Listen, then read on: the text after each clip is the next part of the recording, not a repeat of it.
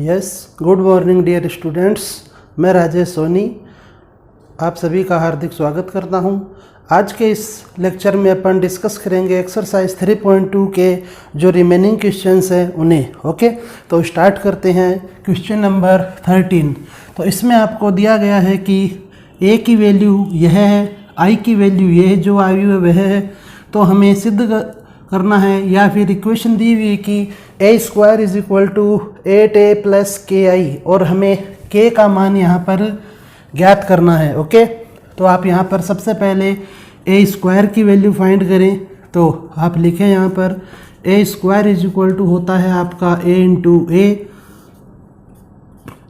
इनकी वैल्यू रखेंगे। ओके, ए इंटू ए। अब आपको इन दोनों आव्यूहों को गुणा करना है। तो जब आप इन्हें गुणा करेंगे तो इन दोनों आव्यूहों की कोटि ही 2 गुणा 2 है, तो इसलिए नए आव्यूह की कोटि भी 2 गुणा 2 ही होगी। मल्टीप्लाई करेंगे तो पहली पंक्ति पहले स्तंभ से गुणा होगी, तो यह बनेगा 1 into 1 is 1। Next 0 into minus 1 is 0। Next 1 into 0 is 0 plus 0 into 7 is 0। Okay, next अब आपको वैल्यू चाहिए यहाँ पर A21 की, तो दूसरी पंक्ति होगी और पहला स्तंभ होगा। तो अब आप यहाँ पर -1 को मल्टीप्लाई करेंगे 1 से, तो आपको मिलेगा -1। नेक्स्ट 7 को मल्टीप्लाई करेंगे -1 से, तो हमें मिलेगा यहाँ पर -7। ओके, नेक्स्ट अब हमें वैल्यू चाहिए A22 की, तो दूसरी पंक्ति को गुणा करना होगा दूसरे स्तंभ से, तो इसलिए -1 मल्टीप्लाई होगा 0 से, तो यहाँ पे आपको मिलेगा 0। 7 इंटू 7 इज़ 49। ओके, तो इस प्रकार से हमें यहाँ पे ए स्क्वायर की वैल्यू प्राप्त होगी। तो आप लिखें कि अतः ए स्क्वायर इज इक्वल टू हमें मिला 849। ओके, अब आप यहाँ पर लिखें कि चूँकि A square is equal to 8a plus के आई दिया हुआ है हमें, तो इनकी वैल्यूज पुट करेंगे। 849 इज इक्वल टू 8 इंटू ए की वैल्यू 1 एंड 7 प्लस के इंटू आई की वैल्यू 1001। अब इसे सरल करेंगे तो यह होगा 849 इज इक्वल टू, इसको अंदर मल्टीप्लाई करें तो यह बन जाएगा आपका 856। ओके, प्लस के को अंदर मल्टीप्लाई करें तो यह बन जाएगा K00K। ओके, अब हमें के की वैल्यू चाहिए, तो इसलिए इस आयु को आप लेफ्ट में शिफ्ट करें तो यह हो जाएगा आपका 10 -849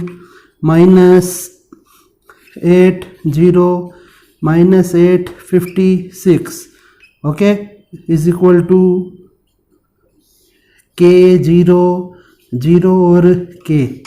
तो अब आप यहाँ से इसे सरल करेंगे तो यह बन जाएगा आपके पास 1 -8 is -7, 0 - 0 is 0, -8 plus 8 is 0। Next 49 - 56 is -7 is equal to K00K। Okay, तो अब आप यहाँ पर लिख सकते हैं कि तुलना से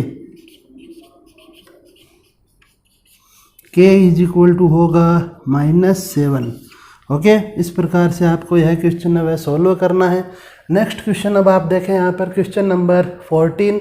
तो इसमें दिया हुआ है कि इस आयु को a से मल्टीप्लाई करने पे जो मान प्राप्त होगा वह इसके बराबर है। तो हमें आयु a ज्ञात करना है। ओके, तो आयु सबसे पहले आपको यह निर्धारित करना होगा कि आयु a की कोटि क्या होगी। तो आप यहाँ पर लिखें, माना आयु है a की कोटि बराबर m गुणा n। ओके, जिसमें m तो पंक्ति है और n स्तंभ है। ओके, तो अब आप यहाँ पर देखें कि इस आयु की जो कोटि है वह है 3 इंटू 2। तो दिए गए आयु है एवं ए का गुणा तभी संभव है जब इसमें जितने स्तंभ हो उतनी ही ए में पंक्तियां हो, या फिर आप लिख लीजिए यहाँ पर कि माना आयु बी बराबर 1 0 2 -1 -3 एंड 4, ओके। और इक्वल में सी मान लेते हैं उसे -1 -4 3 -2 -10 6 13 20 -9, ओके। तो अब आप यहाँ पर लिखेंगे कि अतः यह हो गया b into A is equal to C, okay, प्रश्नानुसार। इसको आपने b माना है इसलिए आपने इसकी जगह b लिखा। तो अब आप यहाँ पर लिखें कि आयु है b तथा a का गुणा या गुणनफल BA तभी संभव है जब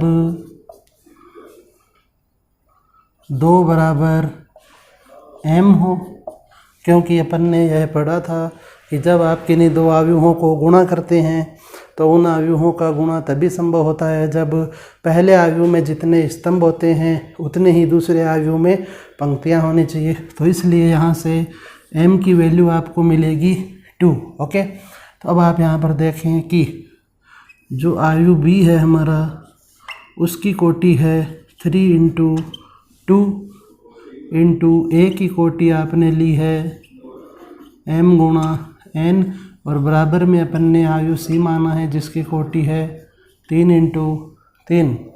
तो जब आप इन्हें गुणा करेंगे तो BA जो आयु बनेगा उसकी कोटि होगी 3 गुणा n, और आयु c की कोटि है वह है 3 गुणा 3।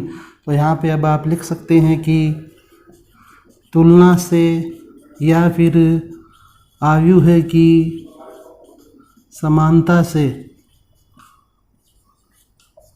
n इज इक्वल टू 3 होगा, ओके। सबसे पहले आपको यह डिसाइड करना जरूरी है कि a में कितनी पंक्ति होगी और कितने स्तंभ होंगे। तो यह अपन ने यहाँ पर ज्ञात कर लिया है। तो आप यहाँ पर लिखें कि अतः आयु है a की कोटि बराबर m गुणा n बराबर 2 गुणा 3, ओके।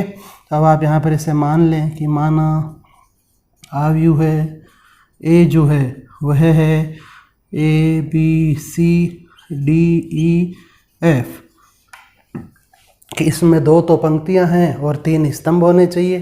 तो अब आप यहाँ पर लिखें कि प्रश्नानुसार 1 0 2 -1 -3 इंटू 4 को मल्टीप्लाई करना है हमें A B C D E F से, और इसके बराबर में जो आयु है वह है आपका 1 -4 3 -2 -10 6 13 20 एंड -9, ओके। तो अब आप इन दोनों आयुओं का गुणा करें। इसकी कोटि है वह है 3 गुणा 2, इसकी है 2 गुणा 3। तो जो नया आयु बनेगा उसकी कोटि होगी आपकी 3 इंटू 3, ओके। और बराबर में हमें एक आयु दिया हुआ ही है पहले से 1 -4 3 -2 -10 6 13 20 -9। तो अब आप यहाँ पे इन्हें मल्टीप्लाई करेंगे तो पहली पंक्ति मल्टीप्लाई होगी पहले स्तंभ से, तो 1 into A is a plus 0 into D is 0, okay.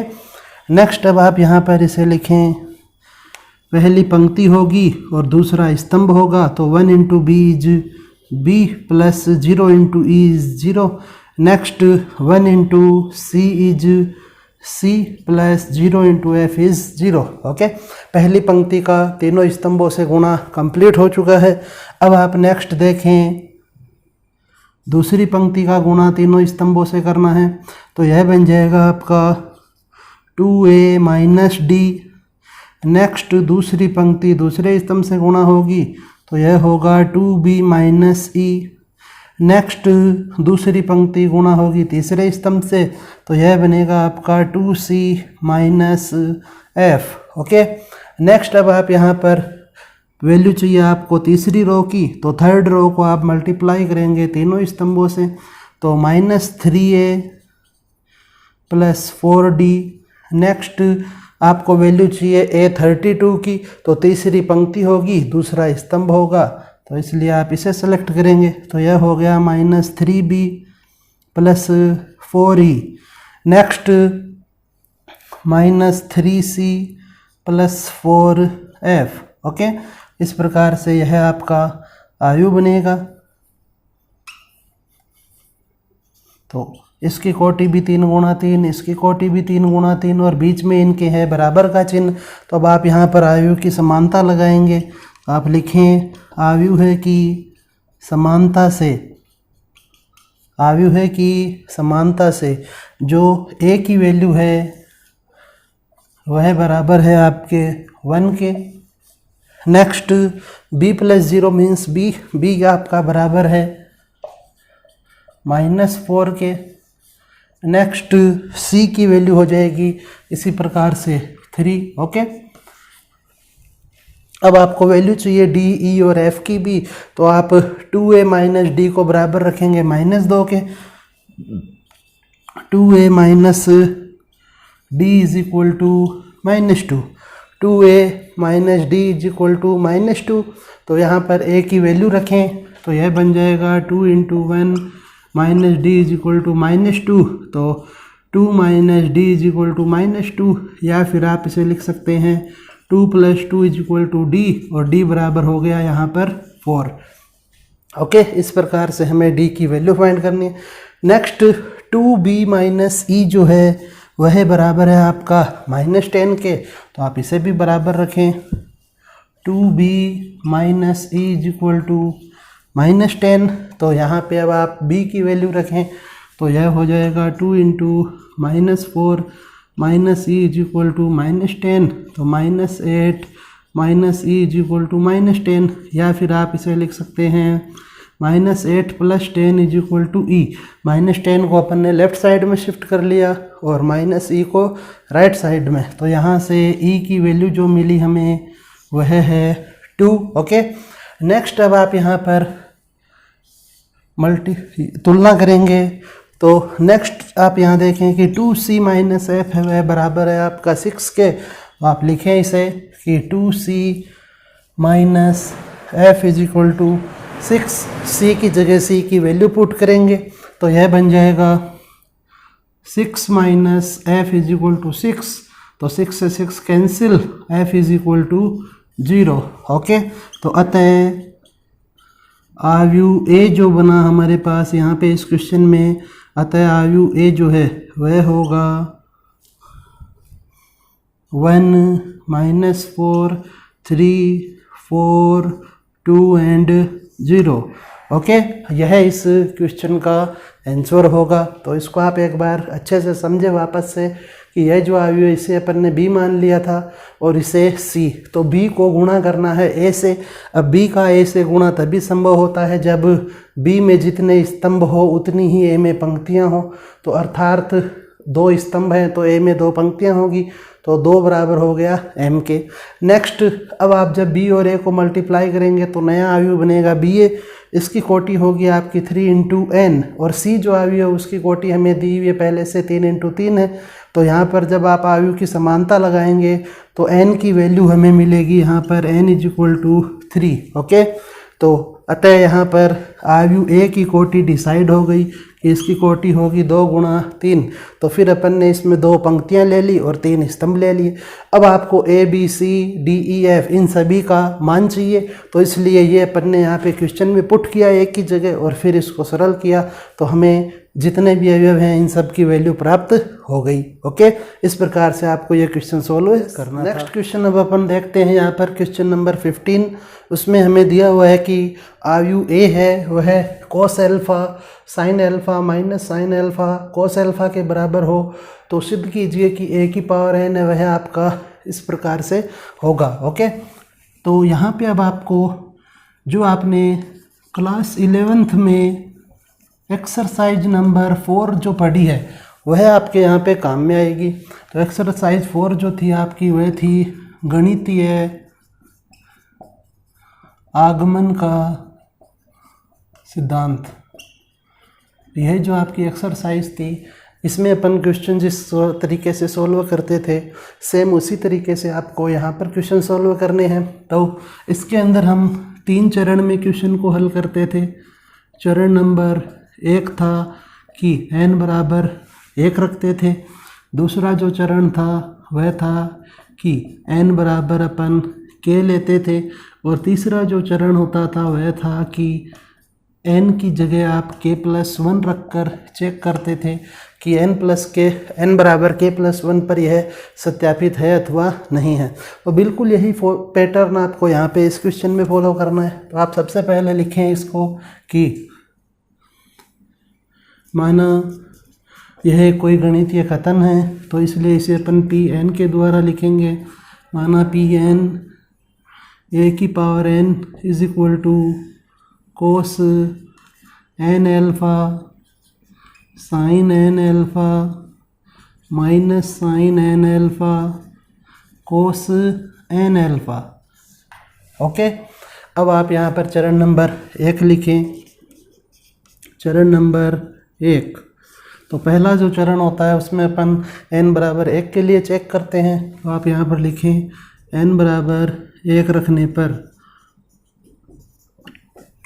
तो यह आपका जो कथन है वह बन जाएगा P1 के लिए P1 is equal to a की power 1 is equal to cos 1 alpha sine 1 alpha minus sine 1 alpha cos 1 alpha. तो इसे आप लिख सकते हैं a is equal to cos alpha sine alpha minus sine alpha cos alpha. Okay, तो अब आप यह चेक करें कि a की वैल्यू यही हमें क्वेश्चन में दी हुई है पहले से। तो आप लिख सकते हैं कि अतः Pn जो कथन है वह हमारा n बराबर 1 पर सत्य है। ओके, नेक्स्ट अब आप यहाँ पर चरण नंबर 2 लिखेंगे।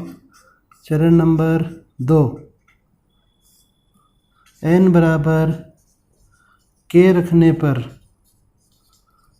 तो यह बन जाएगा आपका Pk is equal to a की power k is equal to cos k alpha sine k alpha minus sine k alpha और cos k alpha. Okay, question में जहाँ पर भी आपका ये जो गणितीय सिद्धांत आपने कथन जो माना है उसमें जहाँ पर भी n है वहाँ पे आपको k रखना है। तो और साथ ही साथ इसे आप मान लें इक्वेशन नंबर 1।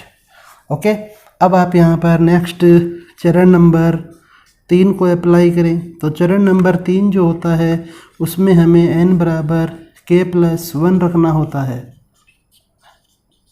तो यह बन जाएगा आपका k+1 is equal to a की पावर k+1 बराबर cos k+1 alpha sine k+1 alpha minus sine k+1 alpha और कोस k+1 अल्फ़ा।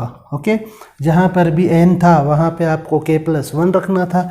यह बन गया हमारे पास समीकरण नंबर 2। ओके, अब गणितीय आगमन सिद्धांत में जब अपन चरण नंबर 3 से समीकरण नंबर 2 बनाते हैं उसे हमें सिद्ध करना होता है कि समीकरण 2 में जो लिखा गया है वह बिल्कुल सत्य होता है। ओके, तो अब आप समीकरण 2 को सिद्ध करने के लिए उसका LHS लें और LHS को हल करने से यदि RHS प्राप्त होता है तो अपन लिख सकते हैं कि यह n बराबर k+1 के लिए सत्यापित होगा। ओके, तो आप यहाँ पर लिखें समीकरण 2 से LHS लेने पर तो यह है आपका a की पावर k+1, तो इसे आप लिख सकते हैं a की power k into a। Okay, a की पावर k इंटू a। अब समीकरण नंबर 1 से आप a की पावर k का मान रखें यहाँ पर, तो यह बन जाएगा आपका, या इसे अपन इधर ही कंटिन्यू कर लेते हैं आगे नेक्स्ट। तो a की पावर k को मल्टीप्लाई करना है आपको a से। ओके, तो a की पावर k की जो वैल्यू वह है cos k alpha sine k alpha minus sine k alpha cos k alpha into, अब आपको a की वैल्यू चाहिए तो यहाँ से आप a की वैल्यू रखें क्वेश्चन में, तो यह हो जाएगा कोस alpha sine alpha minus sine alpha cos alpha. Okay, अब आप इन दोनों को मल्टीप्लाई करें, तो मल्टीप्लाई करना ही इस एक्सरसाइज का आप मान सकते हैं बेसिक पार्ट है। सबसे इम्पोर्टेंट पार्ट जो है वह है आपका इसका मल्टीप्लिकेशन सही होना चाहिए इस एक्सरसाइज में। तो आप इसे सॉल्व करें, यह हो जाएगा इसकी कोटि 2 गुणा 2 और इसकी कोटि भी 2 गुणा 2, तो जो नया आयु बनेगा उसकी कोटि भी हमें 2 गुणा 2 ही मिलेगी। पहली पंक्ति गुणा होगी पहले स्तंभ से, तो यहाँ आएगा कोस k अल्फ़ा गुणा कोस अल्फ़ा। ओके, यह वैल्यू इससे मल्टीप्लाई होगी और यह वैल्यू इससे मल्टीप्लाई होगी। तो अब आप यहाँ लिखें प्लस साइन k अल्फ़ा गुणा माइनस साइन अल्फ़ा है यहाँ पे, तो इसलिए स्टार्टिंग में अपन माइनस कर देंगे। ओके,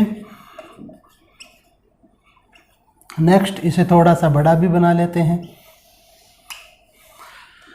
तो यहाँ पे आपको a11 की वैल्यू मिल चुकी है। नेक्स्ट अब आपको वैल्यू चाहिए a12 की, तो आप पहली पंक्ति को गुणा करेंगे दूसरे स्तंभ से। तो अब आप यहाँ पर इन्हें हटा दें एक बार, ये जो वैल्यू आपने डार्क की है या सर्किल किया है जहाँ पे पहली पंक्ति होगी दूसरा स्तंभ होगा, तो आप यहाँ लिखें, यह बन जाएगा आपका कोस k alpha into sine alpha plus sign k alpha into cos alpha. Okay, पहली पंक्ति को दूसरे स्तंभ से मल्टीप्लाई किया आपने। अब यह जो अवयव होता है यह होता है a21, अर्थात दूसरी, या फिर आप इसे ऐसे मान सकते हैं कि यह दूसरी पंक्ति में है और पहले स्तंभ में, इसलिए दूसरी पंक्ति को गुणा करना होगा पहले स्तंभ से। तो यह बन जाएगा आपका minus sine k alpha into cos alpha plus minus minus minus cos k alpha into sine alpha. Okay, next यह जो अवयव है यह दूसरी पंक्ति में है और दूसरे स्तंभ में है, इसलिए दूसरी पंक्ति को दूसरे स्तंभ से गुणा करना होगा। तो माइनस साइन k अल्फ़ा गुणा होगा साइन अल्फ़ा से प्लस कोस k अल्फ़ा गुणा होगा कोस अल्फ़ा से। अब आप इसे और सरल करें तो यह बन जाएगा आपके पास कोस k अल्फ़ा गुणा cos alpha minus sine k alpha गुणा साइन अल्फ़ा। इसे अपन सूत्र के रूप में लिख रहे हैं। अब आप यहाँ पर देखें कि यहाँ साइन a प्लस बी का फॉर्मूला लगेगा, तो इसे आप पहले साइन वाले टर्म को लिखें, साइन k अल्फ़ा गुणा cos alpha plus cos k alpha into sine alpha. Okay, और यहाँ से आप माइनस को कॉमन ले लें, तो माइनस को जब आप कॉमन लेंगे तो यह हो जाएगा साइन k अल्फ़ा गुणा cos alpha plus cos k alpha into sine alpha. Okay, next इस पद को आप पहले लिखें तो यह हो जाएगा cos k alpha into cos alpha minus sine k alpha into sine alpha. अब आप यहाँ पर फॉर्मूला अप्लाई करें तो यह बन जाएगा आपका कोस के अल्फ़ा प्लस एल्फ़ा। ओके, कोस ए प्लस बी का फॉर्मूला यह है कोस ए कोस बी माइनस साइन ए साइन बी। यहाँ यह है साइन ए प्लस बी का फॉर्मूला, तो इसे आप लिखें साइन के alpha plus alpha. Next minus आपका बाहर रहेगा, यह भी आपका फॉर्मूला बन गया साइन ए प्लस बी का, तो साइन के अल्फ़ा प्लस एल्फ़ा। नेक्स्ट वह जो फॉर्मूला है वह है आपका कोस ए प्लस बी का फॉर्मूला। अब यहाँ से आप जो कोण है उससे आप एल्फ़ा कॉमन ले सकते हैं, तो इसलिए यह बन जाएगा आपका कोस के प्लस 1 एल्फ़ा साइन के प्लस 1 एल्फ़ा माइनस साइन के प्लस 1 एल्फ़ा और कोस के प्लस 1 एल्फ़ा। ओके, और यही हमें सिद्ध करना था, तो यह आपको RHS मिल रहा है। ओके, तो अब आप यहाँ पर लिख सकते हैं कि अतः जो गणितीय आगमन सिद्धांत में जो अपन ने कथन माना था Pn, अतः Pn n बराबर k प्लस 1 पर सत्यापित है। ओके, इस प्रकार से आपको यह क्वेश्चन वह सॉल्व करना है। तो आपको थोड़ी बहुत एक्सरसाइज फोर्स की भी जानकारी होनी चाहिए जो आपकी कक्षा 11th में थी। ओके, और वैसे कोई प्रॉब्लम नहीं है, इजी क्वेश्चन है बिल्कुल, आप इसे एक बार देखते ही समझ लेंगे। ओके, तो आज के सेशन में अपन इतना ही देखेंगे। नेक्स्ट लेक्चर में अपन एक्सरसाइज 3rd की जो विविध प्रश्नमाला है उसे डिस्कस करेंगे।